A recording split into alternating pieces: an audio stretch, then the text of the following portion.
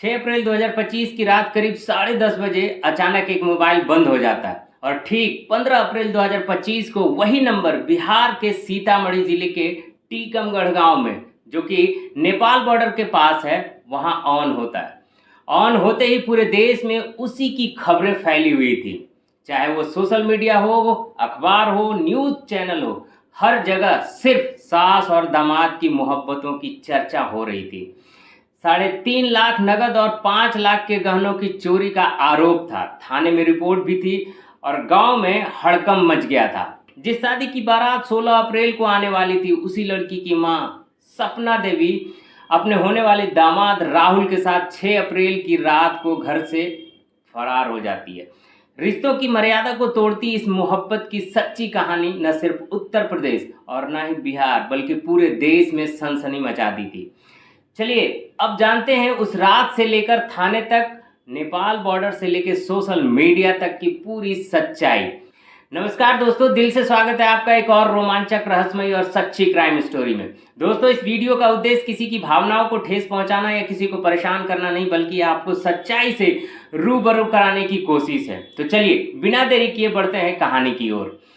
आज जो सच्ची घटना मैं आपको सुनाने जा रहा हूँ वह उत्तर प्रदेश के जिला अलीगढ़ का है।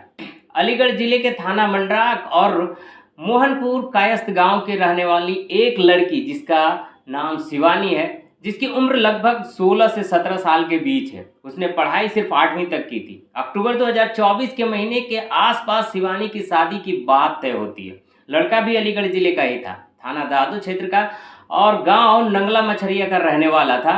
नाम राहुल था, जिसका उम्र लगभग 20 साल से ज़्यादा थी। दोनों के बीच शादी की बात आगे बढ़ती है और फिर 2 अप्रैल 2025 को यह तय हो जाता है कि 16 अप्रैल 2025 की शाम को बारात आएगी और शादी होगी। इसके बाद शादी की तैयारी जोर शोर से शुरू हो जाती है। शादी को अभी 10 दिन बचे ही थे। तारीख थी 6 अप्रैल 2025। शिवानी के पिता जितेंद्र उर्फ जीतू वह कार्ड बांटने के लिए घर से निकले थे। उधर शिवानी की मां अपना देवी उर्फ सपना वह बाजार से कुछ सामान लेने चली गई थी। शाम को जितेंद्र घर लौट आया, लेकिन उसकी पत्नी वापस नहीं आई। 6 अप्रैल 2025 की रात करीब 8:30 बजे जब जितेंद्र घर आता है तो वह अपनी बेटी शिवानी से पूछता है कि तुम्हारी माँ कहाँ है। शिवानी बताती है कि माँ तो बाजार गई थी लेकिन अभी तक आई नहीं है। इसके बाद जीतू बार बार अपनी पत्नी को फ़ोन करने लगता है। सपना देवी हर बार कोई ना कोई बहाना बनाती रहती है। कभी कहती है आ रही हूँ, कभी कहती है बस वहाँ पहुँच चुकी हूँ। इस तरह करते करते 1 घंटा से ज़्यादा का समय बीत जाता है। रात 10:30 बजे के करीब उसका मोबाइल स्विच ऑफ हो जाता है। जितेंद्र को शक होता है क्योंकि उसे पहले से पता था कि उसकी पत्नी का अपने होने वाले दामाद राहुल से काफ़ी बातचीत होती है। फिर जितेंद्र राहुल को फ़ोन करता है। राहुल गुस्से से तमतमाया हुआ जवाब देता है और कहता है 18 साल तुमने इन्हें बहुत परेशान किया, अब मैं इनका ख्याल रखूंगा। यह सुनकर जितेंद्र के पैरों तले जमीन खिसक जाती है। 7 अप्रैल 2025 को जितेंद्र मंडराक थाने पहुंचता है और वहां जाकर रिपोर्ट दर्ज कराता है। चूंकि महिला यानी सपना देवी की उम्र 38 साल के आसपास थी और राहुल का उम्र लगभग 20 साल से ज़्यादा था, दोनों ही 18 साल से ऊपर थे, इसलिए पुलिस ने कहा इसमें एफआईआर दर्ज नहीं हो सकती। तब जितेंद्र ने बताया कि दोनों घर से 3.5 लाख नगद और 5 लाख के आसपास का जेवर लेकर के भागे। इस पर पुलिस ने जीडी जनरल डायरी में मामला दर्ज किया और अपनी तरफ से तलाश शुरू कर देते हैं। खबर फैलते ही पूरे गांव में हंगामा मच गया। शादी को अभी 10 दिन बाकी थे और सास दामाद भागने की खबर ने पूरे अलीगढ़ और आसपास के इलाकों में सनसनी फैला दी। सोशल मीडिया के अलग अलग प्लेटफॉर्म, इंस्टाग्राम, फेसबुक, यूट्यूब, हर जगह यही खबर छाई हुई थी। जिस तरह से एक वक्त मेरठ की मुस्कान रस्तोगी की कहानी वायरल हुई थी, उससे भी ज़्यादा ये मामला तेजी से फैलने लगा था। अखबारों में इस घटना की खबर लगातार छपने लगी और न्यूज़ चैनलों पर भी यही ब्रेकिंग न्यूज़ बन गई थी। दुल्हन की मां अपने होने वाले दामाद के साथ फरार हो गई है। जब यह बात लड़की यानी शिवानी को पता चला तो वह मानसिक रूप से टूट जाती है। उधर जितेंद्र मीडिया और पुलिस के सामने बस एक ही बात कहता है, एक बार सपना देवी को सामने कर दो, मैं उससे बस पूछना चाहता हूं कि उसने अपनी बेटी के साथ ऐसा क्यों किया है। मीडिया वाले राहुल के घर पहुंच जाते हैं। वहां राहुल के परिवार वालों से बातचीत करने से पता चलता है कि उन्होंने भी राहुल की गुमशुदगी रिपोर्ट दर्ज कराई है। राहुल के पिता का कहना था कि उनके बेटे पर वशीकरण किया गया है, उन पर ताबीज करके उन्हें अपने कब्जे में लेने की कोशिश की गई। अब यह मामला पुलिस जांच का विषय बन जाता है। राहुल और महिला अपना देवी ने 6 अप्रैल 2025 को घर से भागते और 7 अप्रैल को इस मामले की शिकायत पुलिस तक पहुंचती है। इसके बाद पुलिस लगातार कार्रवाई में जुट जाती।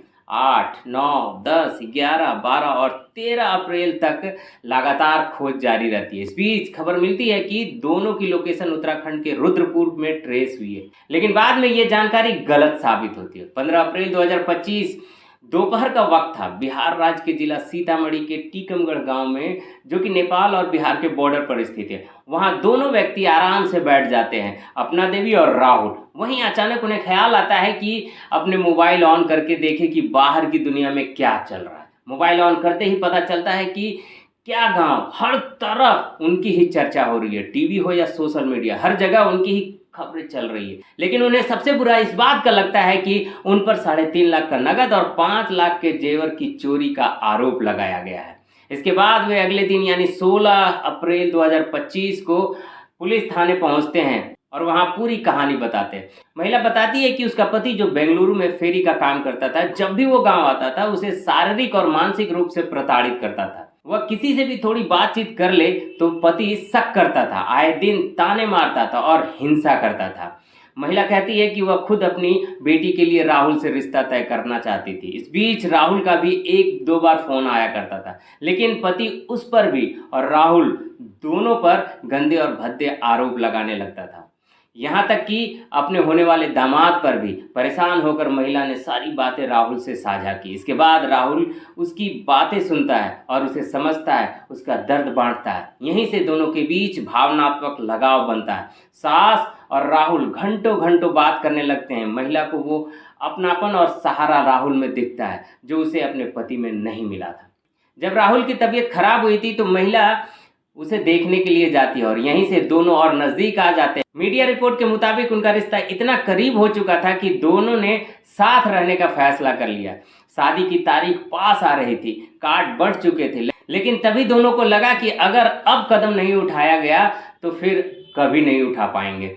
6 अप्रैल 2025 को दोनों घर छोड़कर निकल जाते हैं। पहले अलीगढ़, फिर बरेली, फिर बिहार के मुजफ्फरपुर पहुंचते हैं। लगातार लोकेशन बदलते रहते हैं, भागते रहते हैं। उनके पास पैसे भी नहीं थे, उन पर चोरी के आरोप लगे थे, लेकिन दोनों का दावा है कि उन्होंने न कोई नगद रकम ली है और न ही जेवर चुराए। महिला की तरफ से भी यही कहा गया है कि उन्होंने कोई सामान घर से नहीं उठाया है। राहुल और महिला का कहना है कि वे इस चोरी के इल्जाम के साथ नहीं जी सकते हैं। भारत का कानून 18 साल के बाद व्यक्ति को अपने फैसले लेने का अधिकार देता है।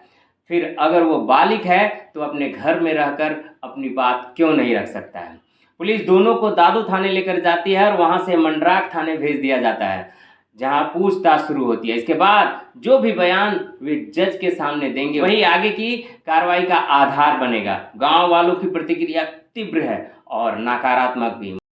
मनोहरपुर कायस्थ गांव के लोगों ने कहा कि सपना देवी को जीने का कोई हक नहीं है और अगर वे गांव में दिखे तो उसे गांव से निकाल देना चाहिए। गांव में लोग इस घटना को बदनामी का कारण मानते हैं और इसे समाज के लिए शर्मनाक समझते हैं। फिलहाल राहुल और अपना देवी पुलिस की हिरासत में हैं। उनसे पूछताछ की जा रही है। उनके आगे की स्थिति और कानूनी कार्रवाई पुलिस जांच और न्यायालय के निर्णय पर निर्भर करेगी। इस पूरी घटना में एक बात साफ होती है कि जब किसी घर में शक की बुनियाद रख दी जाती है तो रिश्ते टूटने लगते हैं, लेकिन जो हुआ वह समाज को सोचने पर मजबूर करता है। तो दोस्तों, ये थी आज की डार्क रियलिटी। अगली बार फिर मिलेंगे एक और नई और सच्ची क्राइम स्टोरी के साथ, जहां सच सामने आएगा और राज बेनकाब होंगे। तब तक सतर्क रहें, सुरक्षित रहें और अपने परिवार का ख्याल रखें। दोस्तों, इस वीडियो को देखने के लिए दिल से बहुत बहुत धन्यवाद। जय हिंद।